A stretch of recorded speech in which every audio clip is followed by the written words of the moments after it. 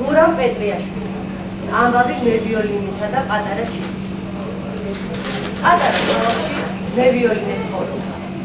მოსაღამოვდებოდა თუ არა მევიოლინე ჩაიცმევდა ძველ ქარს. ამოიღიავებდა ვიოლინეს და გასცემდა ქალაქის მოედნისაკენ. გარგებოდა შუა მოედანზე და დაიწყებდა დაკვრას. რამდენიმე მსმენელი მოიცოდა ხოლმე თავს მოედანზე. მევიოლინე ყველას არ იმჩნევდა. გახუჭავდა თვალებს და ამღერებდა ვიოლინოს. უკრავდა დიდხანს თავდავიწყებდა. დაკვრას რომ მორჩებოდა, გააშლოდა თვალებს და ნახავდა დაღამებული ხოლმე დაფანტული მსმენელები. ჰარმების მკრთალი შუქით განათებული მევიოლინე ერთხანს ფიქრი გაიტაცებდა. მერე ნაღვლიერად გაიყიდოდა და გაუყვებოდა ქუჩებს შინისაკენ. და მეორე დღეს კვლავ ელოდა სარკმელს. კვლავ მიდიოდა მოედანზე. კვლავ ცოტა ჰყავდა მსმენელი.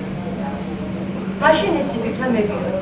იქნებ ყველაფერში ვიოლინოა დამნაშავე. წავალ ისეთ ხეს ვიპოვე მისგან გამოჭრომა ვიოლინო მსმენელი გააუწყო. დაეხედებოდა მევიოლინე ტყეებში, მიუახლოვდებოდა რომელიმე ხეს. დააგაგულებდა და მიუგებდა ფულს. მერე შუქს გაიფიქრდა და ახლა სხვა ხეზე დააგაგულებდა. მთელი ქვეყანა შემოიარა მევიოლინეს იმ ხიზებში. და ერთხელ ხის ძირას პატარა ჩიტი ებოდა. აიყვანა და წყალოსყალი აღშოხა. ჩიტი გულსმობიდა, მევიოლინემ მკითხა, რა დამემართავო.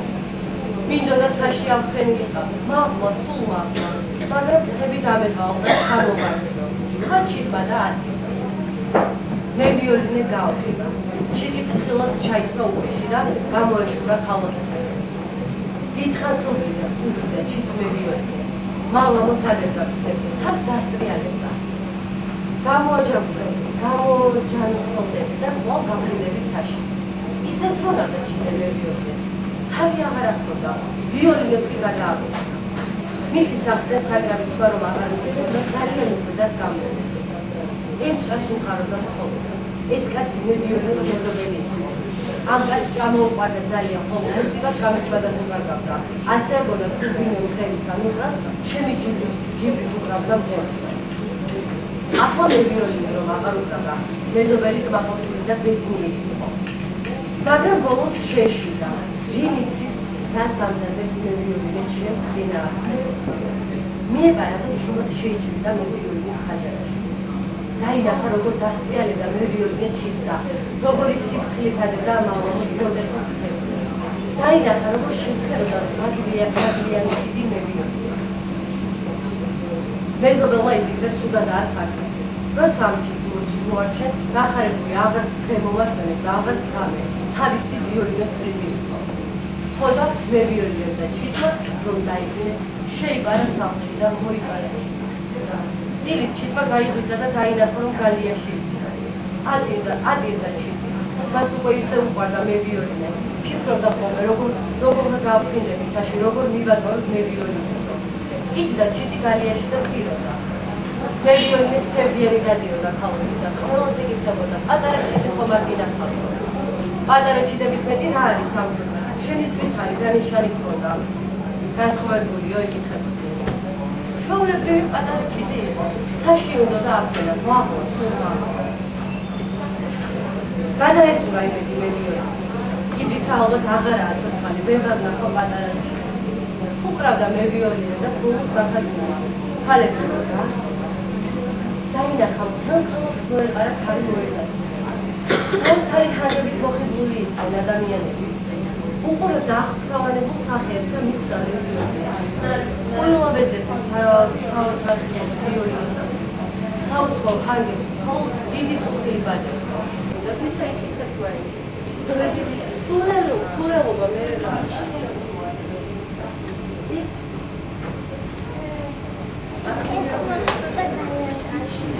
ეს მოთხრობა ძალიან მაგრამ მაინც გულისხმობა რომ ესენი ერთმანეთთან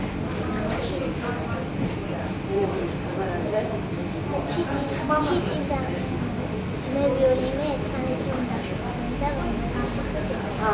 ხო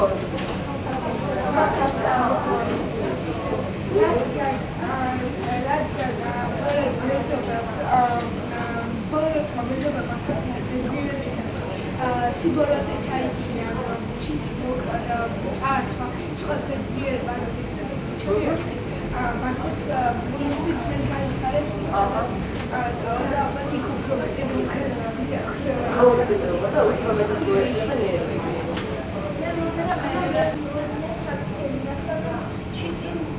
ჩიტი მოაჩინა არ მომეწონა მისი მეზობის ბოროტი არის საქციელი ანუ რას გვასწავლის რომ მისრება ისე ხვალე ბოროტი საფრანგეთის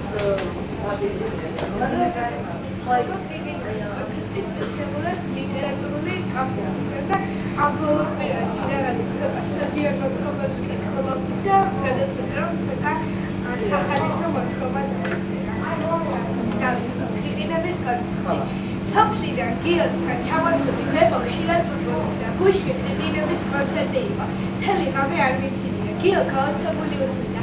ასეთი ჯგუფი მას ჯერ არ გაიგო. აინტერესებდა რომელ ჯგუფს შემადგენლობა. ბებო ასე რომ ღამეს მათ სფეროში ატარებდა. მეგობრებსაც კითხა ინტერნეტის გადაცემა, მაგრამ ინფორმაცია ვერ მოიპოვა. ბებო კი ღიმილით პასუხობდა. ჩამოყვა და თვითონ მოისმე როგორ წერია ყირინებსა. დაიწყო ზაფხულის არდადეგები. გიო სოფელს მიაშურა. ბებო, როდის წავალ ყირინების კერძზე? მითხა ჩამოსვლისთანავე. როგორც კი მოსვლა გამოდება, იყო პასუხი. საღამოს მართლაც გაიწვა იქებში და საურიხლები. აი დაიწყო. უთხრა გიოს და ფშავთან გაუშვა მომხრელების სანახავად ბებო. ერთი ბაყაყი დიდი შორივით შეხვდარიყო ხოლმე. გადარჩენებს თავები ამოეწია.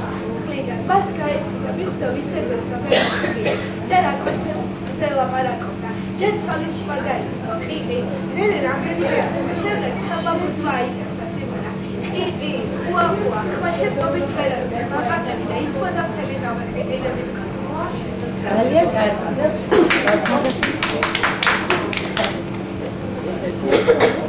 სახალისო მოთხრობა იყო.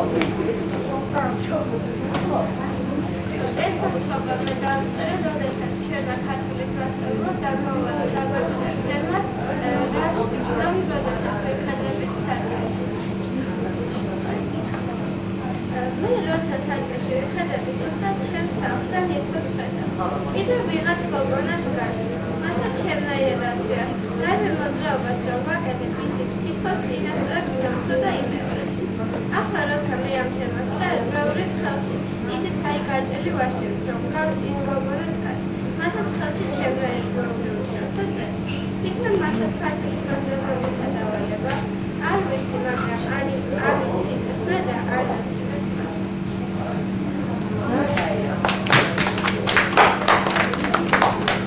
Thank you.